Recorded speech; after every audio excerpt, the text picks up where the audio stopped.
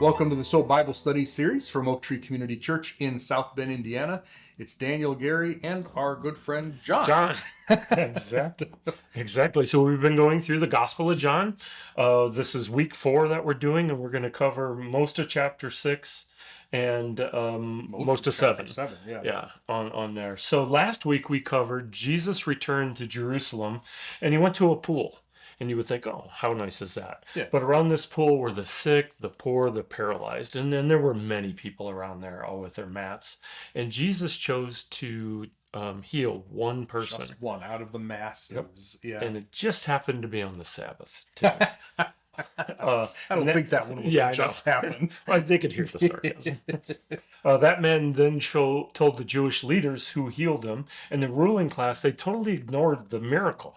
The healing miracle, and they focused on you did work on the Sabbath. Yeah. And Jesus spends 30 verses talking to the leaders and giving some incredible information about who he is and about his relationship with the Father. Mm-hmm. And it was great. And then we ended last week with John's version of the feeding of the 5,000 men.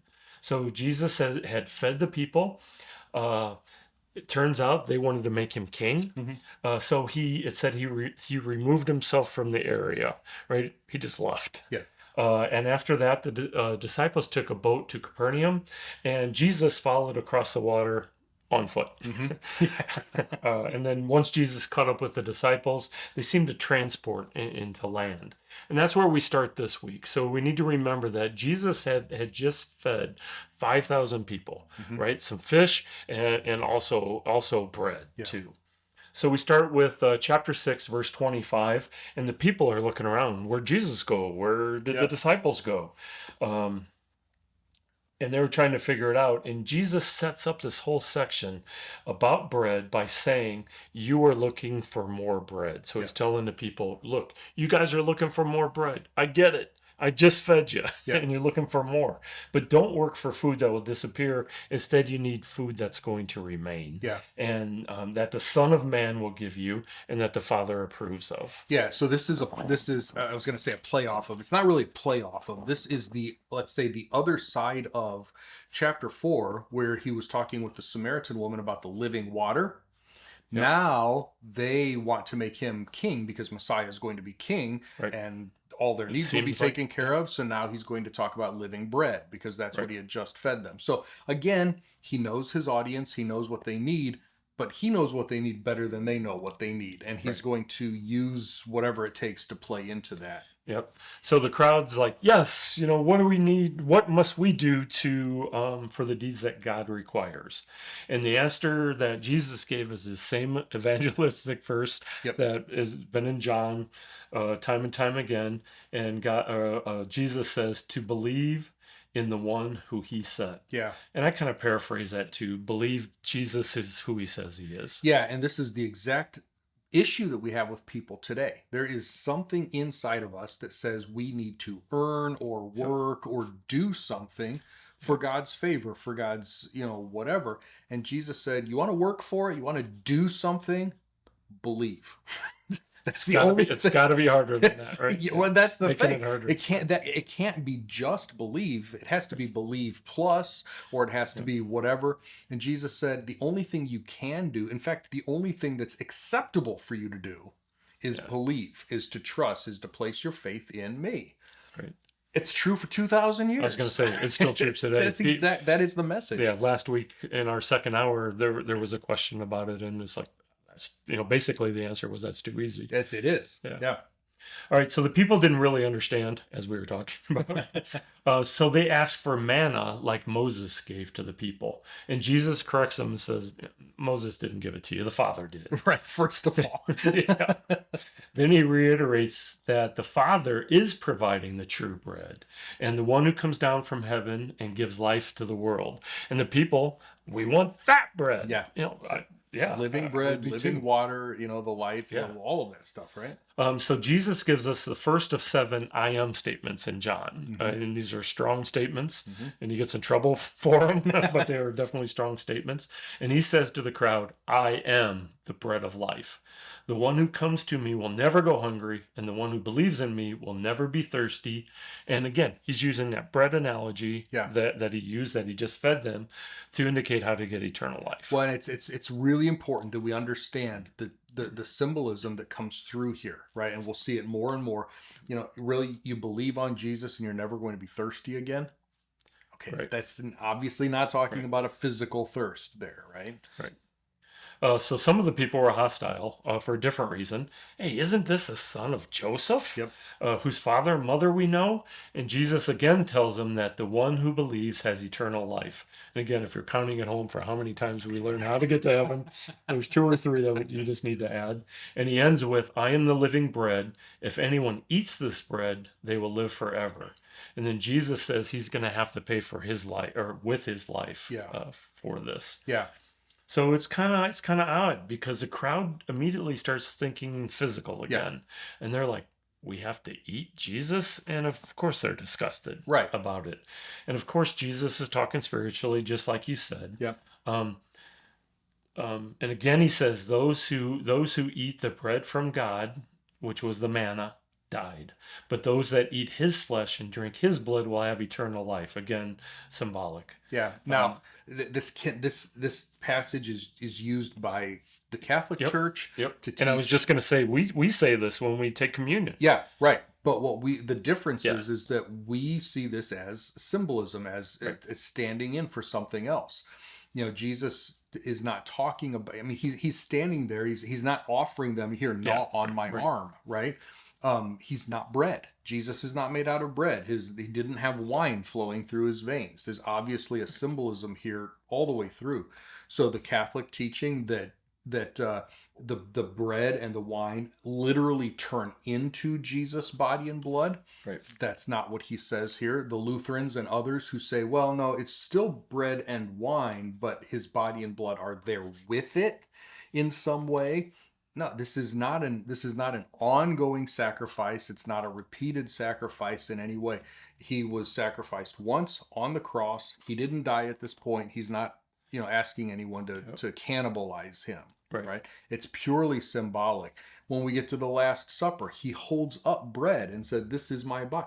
Well, no, it's not your body. You're holding a piece of bread. It's the same thing. Right? There's a symbolism, metaphor going on. But even 2,000 years ago, people didn't understand that, right? And many of his disciples quit following him. Yeah, and that it's really interesting that the verse that says, by the way, many disciples stopped following him. The apostles didn't, but I mean, a disciple was a follower, so he had thousands of disciples, right? But if you look at the numbers, what's the verse number that says many of his disciples stopped following him? Didn't put it. It's chapter 6, verse 66. So John 6:66. And I know that's not divinely inspired or anything. It's just sort of fun when it is. Yeah, it's just sort of ironic that's one of literally the worst verses in the whole Bible. After this, many of his disciples quit following him and did not accompany him any longer. Right. So Jesus then asked the 12, "Are you going to leave me too?" Yeah. And Peter answered, "To whom would we go?" Yeah. Which is a great answer. I love that. Where would we go? Everybody. I'm sorry. It's not even where do we go. Yeah, but to whom? To yeah, whom exactly. Yeah. Everybody wants to focus on his upcoming statement. "You are the Christ, the Son of the living God," in Matthew 16. That's after this one. This declaration precedes that confession. Right. To whom will we go? There's no one else. It reminds me a lot of that plea that keeps coming through the book of Hebrews. Jesus is better than anyone and anything else. Where are you going to go? If you leave Jesus, where do you go? Peter asked that 30 years before the book of Hebrews was written. Yeah. Where are we going to go? Yeah. Peter also says, not only to whom would we go, but you have the words of eternal life. Yeah, you alone. Yep. You know, so there's a recognition there. Yep. All right, then we start with chapter 7. So there's another Jewish feast. There's always a Jewish feast. And if there's not a Jewish feast, there'll be one soon. This was the Feast of the Shelters. Yep. So all males were required to go to Jerusalem. Yep. One of the 3 that were required, Yep. right? Sometimes, just for clarification, maybe you're like, Feast of Shelters, that doesn't sound familiar. Other ways of saying it is the Feast of Booths or Feast of Tabernacles. It happens in the fall, or, you know, what we would call the fall, September, October period. So Jesus secretly attended, and the verses are talking about Jesus and the crowd, right? Yeah. And the crowd seemed to be divided if Jesus was good or evil. Yeah. You know, there were people were trying to figure it out. Yeah. And when the feast was about half over, Jesus started teaching in the temple. Now, the Jewish leaders were astonished with how much Jesus knew. And of course, Jesus attributes it to the Father. Mm-hmm. So the Jewish leaders were still trying to kill Jesus for working on the Sabbath. Yeah. So we got an odd thing going on here. Yeah. And Jesus answers them with, if a male child is circumcised on the Sabbath, and that conforms with the law of Moses, 8 days after the birth, has to be on the 8th day. Then why are you angry with me? Because I made a man completely well on the Sabbath. Yeah, if you can cut something off on the Sabbath and call it religious and holy, why can't I fix him and you call it the same thing? Right. I love that little twist that he does there. Yeah. So the crowd then said, wait. This is Jesus, right? The guy who's here publicly speaking. Isn't this the same Jesus that the religious leaders want to kill? He's right there. Why are they doing nothing? Why are they listening to his teaching? Yeah. And then, it even came into, is he the Christ? Yeah. Is it possible? Which is kind of amazing. We're asking little mutterings here and there, which got the religious leaders, we got to stop this. We have to stop this. And you're seeing this massive. They've already been turning against him, but now he's in Jerusalem in this massive shift. We have to arrest him. We have to kill him. We have to do something with him. Right. So let me point something out, because you may recognize it in your reading. If you read study notes or commentaries along with your reading, this will come up. Back in verse 8, Jesus' brothers said, hey, they don't believe in him yet. Not obviously, they believe he exists. They don't believe that he's God or Messiah. And they said, are you going to go down to the feast and, do your thing again? And he said, nah, I'm not going down. Now, 2 verses later, he did. So did Jesus just lie? Right. And there's a big debate over that. Some ancient copies actually have, I'm not going yet. Okay. And so some people say, oh, well, that just, it somehow that got erased or whatever. Some people say, no. Some, that was added to try to fit in here to make it look like Jesus wasn't lying or whatever. There are a couple of different good options there. One of them is that they were saying, go down and do your thing. He said, I'm not going. Does that mean I'm not going to do my thing, or I'm not attending at all? Well, he had to attend. He would have been breaking God's law had he not attended. So everybody knew he was going to go. So that wasn't an issue. It wasn't Jesus saying, I refuse to go to this feast. The other option is, I'm not going with you. Come on, let's go down. I'm not going. I'm not going to this feast, right? Which makes sense, right? Because then all the disciples would be also accused, and it'd be a big mess. Yeah. So I don't think he was lying. I don't think it was, whatever, but he certainly was not going to go down with them. He certainly was not going to go down in a public way, but he had to go if he was going to obey the law.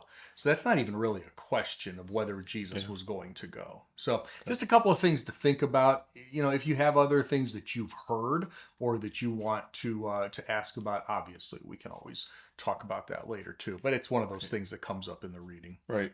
And then we end this week with Jesus again says that he came from the Father. That, of course, infuriated them. So the Jewish leaders tried to seize him. But here's another great line. But it wasn't his time. Yeah. Yep. Yeah. How many times have we seen that? It wasn't his time. It wasn't his hour. My hour is not yet come. Right, but we're getting closer and closer. We're only a few chapters away. I mentioned it's only been a few weeks now, but at the beginning of John, I said half of this book takes place in the last week of Jesus' life. Yeah, Well, that starts in chapter 12. yeah. And we are coming We're up at on the that end of very, 7. very quickly, Yeah, right? right. So he doesn't have even the time frame here. We're within months now. Right. This was probably the Feast of Tabernacles before Passion Week. So we're probably only about 6 or 8 months away at this Okay. point. So Very good. Good place to end for today. yeah, a lot of stuff going on. We'll keep pushing these time markers in. We have Hanukkah coming up next week. Do you know Hanukkah is actually in the New Testament? It's there, and and some other stuff as we are pushing very quickly now. Like I said, toward Passion Week, and we'll spend the half of the book there. Um, as I mentioned, as you read, things come up that you'd like to ask about or comment on, please feel free. We'd love to hear those. And share this with your friends and family. Subscribe if you haven't already, and you'll get notifications of these videos, plus our message videos and anything else we post out there. And we'd love to see you back here next time. We'll pick up here in chapter 7 with a pretty cool thing. Actually, I like what's cutting. I can't wait for the beginning of next week. It's pretty cool in chapter 7. So we'll see you then. I look forward to it. Bye, everybody.